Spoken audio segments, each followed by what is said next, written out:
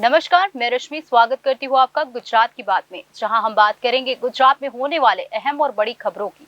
सबसे पहले बात करेंगे खुशबू गुजरात पार्ट 2 में दिखाई देंगे बॉलीवुड महानायक अमिताभ बच्चन। जानेंगे गुजरात सरकार की क्या है तैयारी। फिर हम बात करेंगे गुजरात के दौरे पर आज राजकोट पहुंचेंगे पीएम मोदी। उसके बाद बात करेंगे वडोदरा की महिसागर नदी में डूबे 5 युवकों की मूर्ति विसर्जन के दौरान 2 अलग जगह हुए इस हादसे की। साथ ही बात करेंगे इस्कॉन ब्रिज जैगवार एक्सीडेंट में तथ्य पटेल के खिलाफ 1700 पेज की चार्जशीट दाखिल की गई। वहीं दूसरी तरफ जैगवार के बाद अब टकराई तेज रफ्तार बीएमडब्ल्यू कार, जिसमें नशे में धुत मिला चालक। पुलिस ने किया अरेस्ट। आपको पूरी बात बताएंगे विस्तार से।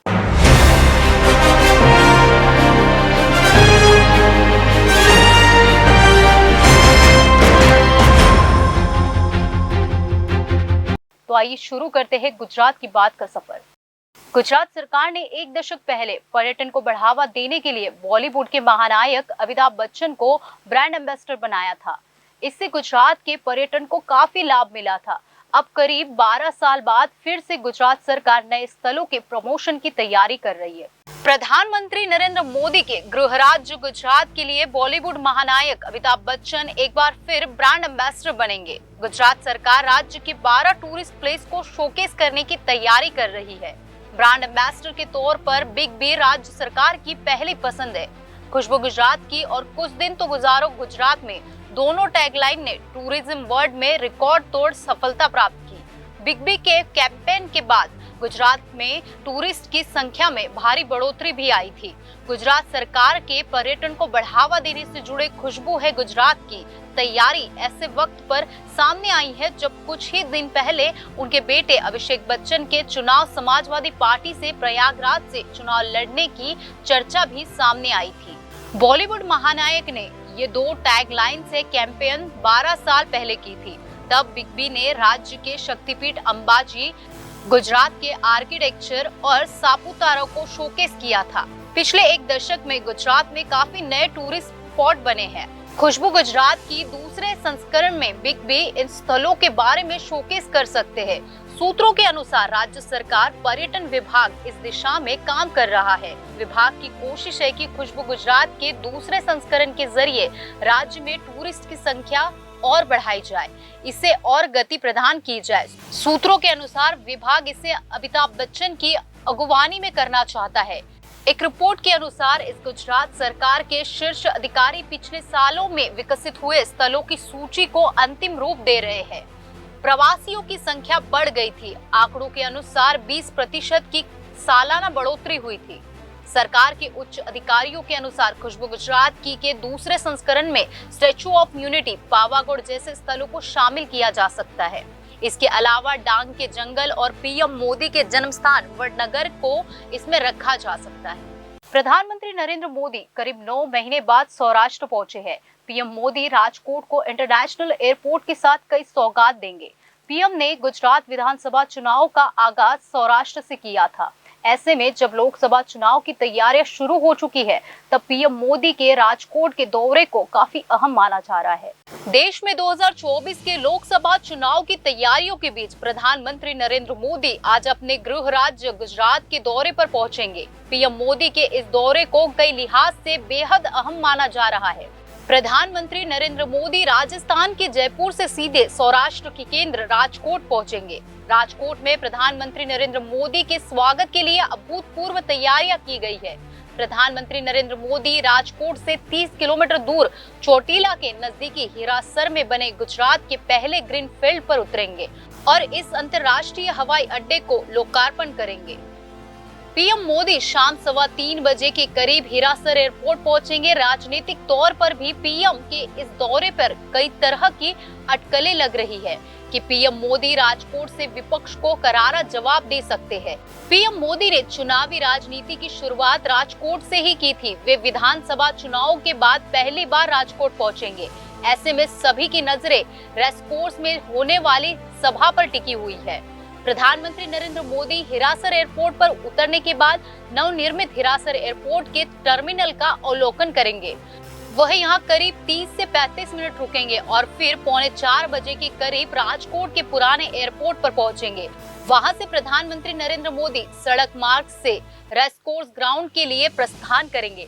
वे यहां पर राजकोट विशाल जनसभा को संबोधित करेंगे। पीएम मोदी की इस सभा के लिए बड़े स्तर पर तैयारियां की गई है। इस जनसभा में गुजरात सरकार के मुख्यमंत्री समेत सभी मंत्री मौजूद रहेंगे। इस कार्यक्रम में पीएम मोदी वर्चुअली राजकोट की कालावाड़ा रोड पर बने ब्रिज का लोकार्पण करेंगे और राजकोट महानगर पालिका के एक प्लांट और लाइब्रेरी की सौगात देंगे। जनसभा को संबोधित करके प्रधानमंत्री नरेंद्र मोदी अहमदाबाद के लिए रवाना होंगे। इसके बाद अगले दिन गांधीनगर में आयोजित हो रही सेमिकॉन इंडिया 2023 का उद्घाटन करेंगे। इस मौके पर पीएम मोदी सभा को संबोधित करेंगे। इसके बाद गांधीनगर में उनका डिनर करने का कार्यक्रम भी है। गुजरात के वडोदरा शहर में गुरुवार सुबह एक बड़ा हादसा हो गया। यहाँ मां दशामा की मूर्ति विसर्जन के दौरान 2 जगह हुए हादसे में 5 युवक महिसागर नदी में बह गए। इनमें 2 युवक के शव निकाले जा चुके हैं, वहीं अन्य 3 की तलाश जारी है। आइए बताते हैं आपको पूरी बात। फायर ब्रिगेड और रेस्क्यू टीम के साथ स्थानीय युवकों की टीमें भी युवकों की तलाश में जुटी हुई है। नदी में बहाव के चलते युवकों के दूर तक बह जाने की आशंका है। मिली जानकारी के मुताबिक वडोदरा के किशनवाड़ी इलाके में रहने वाले प्रज्ञेश माछी, जिनकी उम्र 23 वर्ष की है, इनके घर दशामा की मूर्ति स्थापित की गई थी। आज सुबह ढोल नगाड़ों के साथ मूर्ति विसर्जन के लिए महिसागर नदी लाई गई थी। विसर्जन के लिए 40 से 50 लोग इकट्ठा हुए थे। विसर्जन के लिए मूर्ति सिंदरोड माही नदी पर बने चेक डैम पर लाई गई थी। मूर्ति विसर्जन के दौरान प्रज्ञेश माछी उफनती नदी में डूबने लगा। प्रज्ञेश को बचाने के लिए उसका दोस्त सागर पूरी नदी में कूद गया। पानी का बहाव तेज होने के कारण वह भी बह गया। दोनों युवक पलक झपकते ही गायब हो गए। अन्य युवकों ने उन्हें बचाने की पूरी कोशिश की, लेकिन नाकाम रहे। सूचना मिलते ही फायर ब्रिगेड की टीम मौके पर पहुंची। करीब 2 घंटे सर्च ऑपरेशन के बाद दोनों युवकों के शव मिले। वहीं दूसरे हादसे में एक युवक की मौत और 2 हुए लापता। महिसागर में ही डूबने से 3 युवकों की मौत का दूसरा हादसा सावली तालुके के कनोड़ गांव में हुआ। यहाँ भी महिसागर नदी के किनारे करीब 60 से 70 लोगों की भीड़ मां दशामा की मूर्ति विसर्जन के लिए जमा हुई थी। विसर्जन के बाद संजय गोहिल, जिनकी उम्र है 32 वर्ष, कौशिक अरविंद भाई गोहिल, जिनकी उम्र है 20 वर्ष, और विशाल रतिलाल गोहिल, जिनकी उम्र है 15 वर्ष, नदी में नहाने उतरे थे। तीनों युवक इसी दौरान तीनों नदी के तेज बहाव में बह गए। ग्रामीणों ने किसी तरह संजय गोहिल को बाहर निकाला, लेकिन तब तक उसकी मौत हो चुकी थी। कौशिक और विशाल की तलाश जारी है। कनोड़ गांव में रहने वाले ये तीनों युवक दोस्त थे। ISKCON bridge Jaguar accident case में पुलिस ने चार्जशीट दाखिल कर दी है। पुलिस ने 1700 पेज की चार्जशीट में जैगवार चला रहे तथ्य पटेल के खिलाफ तमाम सबूतों को इकट्ठा किया है। वहीं दूसरी तरफ सरखेज गांधीनगर हाईवे के इस्कॉन ब्रिज पर बड़ी एक्सीडेंट के बाद भी अहमदाबाद में कार चालक अभी भी सुधर नहीं रही है। महंगी गाड़ियों के टकराने की अब तक तीसरी घटना सामने आई है। इसमें एक अनियंत्रित कार BMW बीती रात मानिक बाग में टकरा गई। पुलिस से बचने के लिए ड्राइवर ने गाड़ी दौड़ाई। पुलिस ने जब ड्राइवर को पकड़ा तो वह नशे में धुत था। आइए बताएंगे आपको पूरी बात। SC हाईवे के इस्कॉन ब्रिज जैगवार एक्सीडेंट मामले में पुलिस ने कोर्ट में चार्जशीट दाखिल कर दी है। पुलिस जैगवार चला रहे 19 साल के तथ्य पटेल के खिलाफ महज 7 दिनों में यह चार्जशीट दाखिल कर चुकी है। 20 जुलाई को हुए एक्सीडेंट में 9 लोगों की मौत हुई थी और 13 लोग घायल हुए थे। इस हादसे के बाद गुजरात के मुख्यमंत्री भूपेंद्र पटेल और गृह राज्य मंत्री हर्ष संघवी ने 7 दिनों में चार्जशीट दाखिल करने की बात कही थी।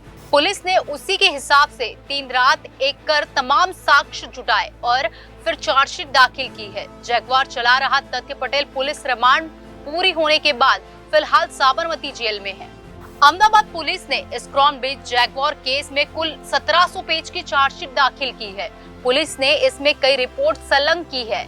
इनमें DNA, RTO, FSL और जैगवार कंपनी से मिली रिपोर्ट के अलावा दूसरी विचेचनाओं की रिपोर्ट शामिल है।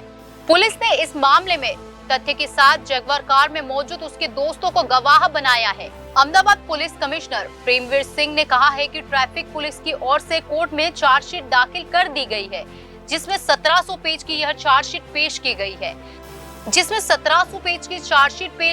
इस चार्जशीट में जैगवार रिपोर्ट, RTO रिपोर्ट का जिक्र किया गया है। इसके अलावा तथ्यात्मक DNA रिपोर्ट, SFL रिपोर्ट का भी आरोप पत्र में जिक्र किया गया है, जिसमें शिकायत में आईपीसी की धारा 308 भी जोड़ी गई है। अहमदाबाद पुलिस कमिश्नर ने कहा, हमारी कोशिश है कि सड़कें हर हाल में सुरक्षित रहे।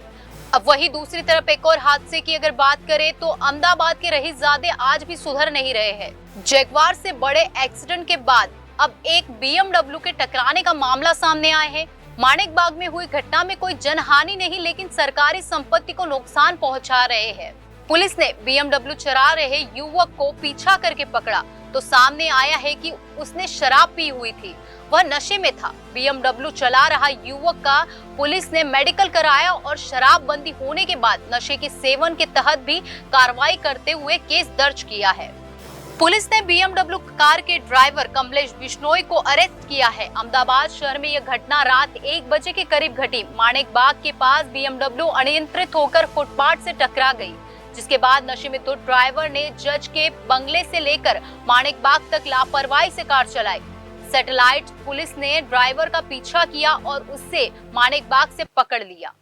वही बात करें 23 जुलाई के हादसे की तो नशे में धुत कुछ युवकों ने मणिनगर में एक्सीडेंट कर दिया था। तेज रफ्तार कार फुटपाथ पर रखी बेंच से टकराकर पलट गई थी। इस मामले में पुलिस को गाड़ी से बियर की 2 कैन भी मिली थी। इसके बाद पुलिस ने अगले दिन युवकों को उसी जगह पर ले जाकर सबक सिखाया था। इसका वीडियो सामने आया था जो काफी वायरल हुआ है। अब देखना यह है कि पुलिस इस मामले में किस तरह से कार्रवाई अमल में लाती है। SG हाईवे के इस्कॉन ब्रिज एक्सीडेंट के बाद पुलिस पूरे प्रदेश में ओवर स्पीडिंग के खिलाफ अभियान चला रही है। गुजरात की बात में आज बस इतना ही। आने वाली सभी खबरों के लिए आप देखते रहिए जनादेश न्यूज।